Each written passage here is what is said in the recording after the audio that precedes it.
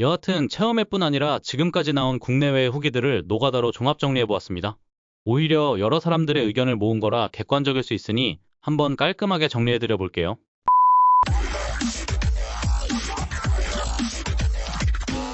안녕하세요. 광고 없이 제품을 구입할 사용자 입장에서 소개해드리는 이 시대의 마지막 낭만 리뷰어 황금흑우입니다. 5월 31일 킨텍스에서 스위치2 체험회가 열렸는데 여러 체험 소감들과 유출기기를 만져본 분들의 의견을 인공지능이 아닌 제 인간지능으로 쭉 정리해봤습니다. 저도 킨텍스 근처 살아서 직접 만져보고 알려드리고 싶었는데 체험 신청 광탈했습니다. 그래도 긍정적으로 생각해보면 체험 신청 떨어지고 구매 추첨 당첨된 게 행운이라고 정신승리하고 있습니다. 그 반대인 분들이나 둘 다 떨어진 분들에게는 심심한 위로를 드립니다. 여하튼 체험회뿐 아니라 지금까지 나온 국내외 후기들을 노가다로 종합 정리해보았습니다. 오히려 여러 사람들의 의견을 모은 거라 객관적일 수 있으니 한번 깔끔하게 정리해드려 볼게요. 우선 본체 느낌입니다. 본체를 잡았을 때 스위치원에 비해 무게감이 확 느껴진다는 의견이 많았습니다. 이건 하나만한 소리인 게 실제로 스위치보다 무게가 늘었으니까 당연한 거겠죠. 닌텐도 스위치원의 경우 398g, 닌텐도 스위치2의 경우 534g이니 기존보다 약 34% 늘어났거든요. 근데 사실 스위치1이 워낙 가벼웠어서 무겁게 느끼는 거고 UMPC 쓰시던 분들은 오히려 가볍다고 느끼실 수도 있을 것 같아요. 다른 UMPC들은 거의 흉기거든요. 맞으면 사망하는 무게입니다. 여하튼 기기 마감의 경우 스위치1보다 훨씬 고급스럽다는 의견이 대세였습니다. 기존 UMPC를 쓰던 체험자들은 스위치2가 실제로 들어보면 생각보다 가볍고 휴대모드로 들고 플레이해도 부담이 적다는 평가를 했는데 무게 부분은 이전에 어떤 기기를 썼느냐에 따라 의견이 갈릴 것 같습니다. 스위치라이트 쓰신 분들은 당연히 엄청 무겁겠죠? 기존 스위치1이 장난감 같다는 느낌이었으면 촉감이 훨씬 고급 기기 느낌이 났고 단단하고 견고해졌다는 의견이 많았습니다. 아마 본체나 조이콘에 노출된 나사가 적어서 더 일체감이 있어 보이는 부분도 평가에 작용한 것 같습니다. 기기 단자를 보면 기존에 있던 이어폰 단자는 삭제되지 않고 유지되었고 조이콘 뒷면 힌지의 경우 전작 대비 개선된 U자형 프리스톱 스탠드입니다. 부드럽고 견고하다는 반응이 많으며 최대 150도까지 젖혀진다 하네요. 화면 하단의 조도 감지 센서가 스위치 OLED 모델처럼 본체 상부에 배치되었고 흡기구의 경우 완전히 하단으로 옮겨졌고 크기가 매우 커졌는데 아무래도 성능 향상으로 인한 발열이 고려된 것 같습니다. 기기 상단에는 USB-C 단자가 추가로 자리 잡았습니다. 스위치1이 테이블 모드에서 충전이 불가능해서 거치대에 올려놓고 충전해야 하는 문제가 있었는데 C타입이 추가로 상단에 생기면서 이런 불편한 부분이 해결되었습니다. 또한 USB-C 단자에 카메라 같은 주변 기기와 연결이 가능해져서 추후 다양한 기기를 결합 가능할 것으로 기대해봅니다. 개인적으로 C 단자에 추가 디스플레이가 지원되어서 3DS나 닌텐도 DS 게임 지원하는 부분이 꼭 이뤄졌으면 하네요.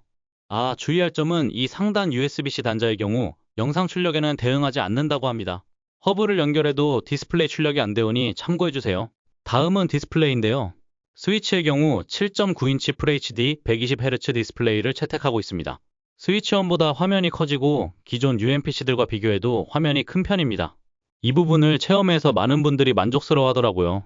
그리고 해상도가 720p에서 1080p로 업그레이드 되었고 HDR10을 지원하며 화면 베젤이 기존보다 얇아지고 해상도, 밝기, 색감, 프레임 등 기존보다 전체적인 퀄리티가 좋다는 평이었습니다. 특히 LCD라서 실망하셨던 분들이 많은데 그런 아쉬움이 느껴지지 않을 정도로 화질이 선명하고 좋았다고 하네요. 체험한 분들의 의견으로는 밝기가 350니트에서 400니트 정도 되어 보인다고 했는데 이것은 발매 후 측정 기록이 나와야 확인 가능할 것 같습니다. 한 가지 궁금한 점이 공식 사양표 어디에도 반사방지 처리가 액정에 적용되었다는 명시는 없습니다. 이야기가 없다면 뭐다? 반사방지가 안 되었다는 말입니다. 액정 필름 구매하실 분들은 저반사 필름을 구매하시면 다양한 환경에서 더 좋은 화질을 즐기실 수 있을 것 같습니다. 다음은 조이콘2의 소감으로 넘어가겠습니다. 조이콘2의 기본 디자인이 기존 전체적인 블루, 레드 색상에서 블랙을 바탕으로 블루, 레드로 포인트 주는 스타일로 바뀌었습니다.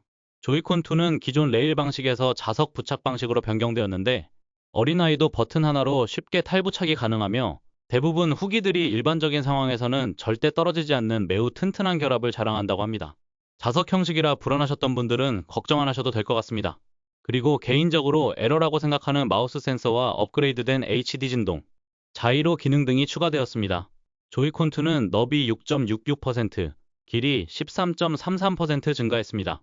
아무래도 조이콘 크기가 커져서 이전보다 손에 착 감기는 그립감이 크게 향상되었다고 하네요. L, R, ZL, ZR 버튼과 좌우 스틱도 커져서 조작감이 개선되었고 측면에 SLSR 버튼이 누르기 쉽도록 기존에 비해 상당히 커진 것도 좋았다고 하네요. 체험자분들이 거의 성인 남성이었는데 성인 남성 손에도 무리 없이 편하다는 의견이 많았습니다. 조이콘2에 탑재된 HD2 진동은 기존보다 세기가 강했고 표현력이나 반응도 빠릿빠릿했다고 합니다.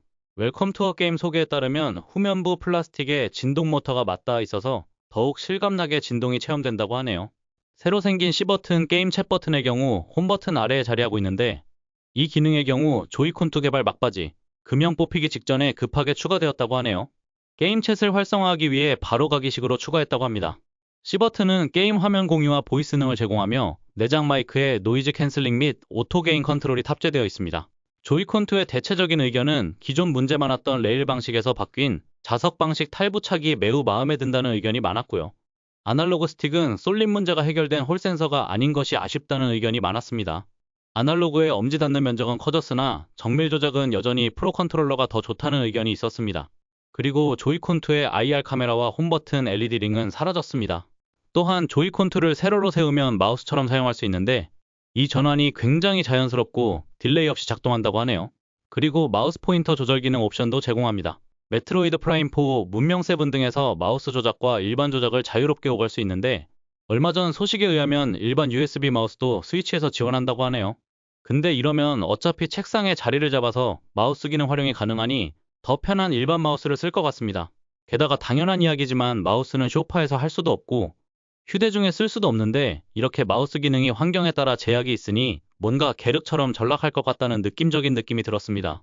어떤 체험자분은 무릎에 두고 메트로이드를 플레이하셨다고 하는데 평평한 곳에서 하는 것에 비해 불편할 것 같다는 생각이 들었습니다. 실제로 체험회에서 메트로이드 프라임을 플레이한 분은 마우스 모드 활용 시 신선한 경험이 좋았으나 오래 하면 손 피로도가 높다고 말해서 확실히 마우스 사용에 대한 호불호가 있을 것 같습니다. 다음은 독을 살펴보겠습니다. 독 모드에서는 4K 해상도와 HDR 120Hz 주사율, 자동 저지연 모드를 지원하는 장점이 있지만 아쉽게도 VRR 기능은 휴대기 전용으로 독 모드에서 사용이 불가능합니다. 독에는 스위치형과 달리 공랭형 쿨링팬이 탑재되어 TV 모드에서 안정적으로 발열을 제어해 좋은 성능을 낼 수 있도록 개선되었습니다. 다음은 별매하는 카메라 후기입니다. 외장 USB 정품 카메라는 표준 규격으로 다른 카메라들도 스위치 본체에서 지원합니다. 정품의 경우 프라이버시 셔터가 탑재되어 촬영을 하지 않을 때 닫아놓을 수 있고 광각 성능이 뛰어나서 가까운 거리에서도 여러 명의 플레이어를 정확하게 인식했다고 하네요.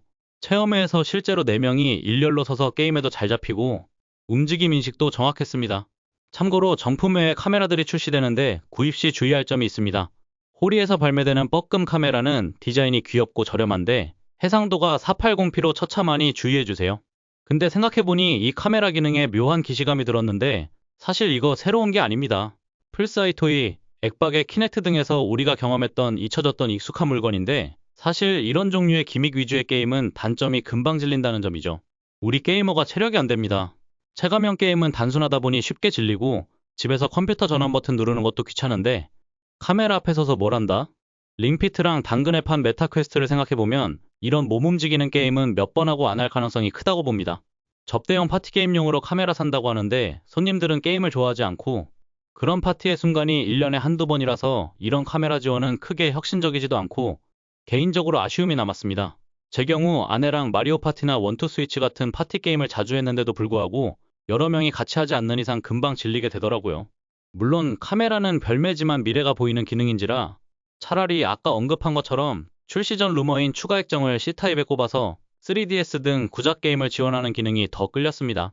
제가 자꾸 말하는 게 정말 나왔으면 하나 봅니다. 다음은 사운드 평가입니다. 스위치2는 3D 공간 오디오가 탑재되어 사운드 품질이 강화되었고 스테레오 스피커가 독립형 인클로저 구조를 채택해서 기존보다 더 상승된 음질을 제공한다고 합니다. 추후에 시스템 업데이트를 통해 헤드셋, 이어폰이 없어도 스테레오 스피커로도 3D 공간 오디오를 제공한다고 하네요. 본체에 내장된 마이크 역시 노이즈 캔슬링을 지원하고 음성 보정을 해준다고 합니다. 본체가 독에 꽂혀 이어도 독의 팬소리나 다른 잡음을 걸러주고 사람 목소리만 잘 잡아준다고 하니 음성 채팅을 주로 하는 분들에게 유용할 것 같습니다. 자, 체험회를 경험한 국내 및 해외 유저들의 소감들을 바탕으로 기기의 하드웨어적인 부분을 살펴봤는데요. 이제 진짜 발매가 얼마 안 남았습니다. 스위치2가 발매하면 바로 사와서 다른 리뷰에서 볼 수 없는 섬세한 디테일의 리뷰를 준비해 볼 테니 기대해 주시고 꼭 구독과 좋아요로 응원 부탁드립니다. 1년을 쉬어서 감 다시 잡고 있으니 기존보다 폼이 떨어졌어도 너른 이해 부탁드립니다. 자주 올리겠습니다. 우리 흑우분들께 감사드리며 은메디오스